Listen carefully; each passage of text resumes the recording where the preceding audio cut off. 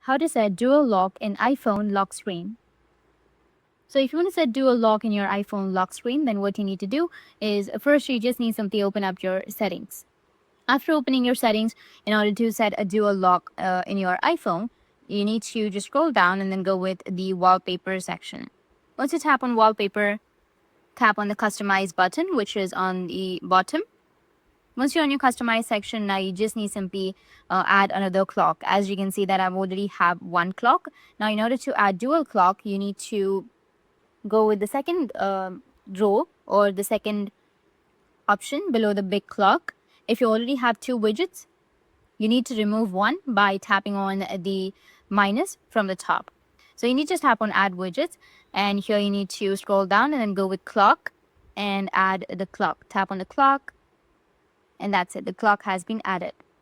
You can also select another clock ideas, which is right here, or this one, or this one. So once you've done, you need to go with done, which is on the top right, and that's it. It will be updated. That's it. And if you have any questions, feel free to comment below. Thanks for watching.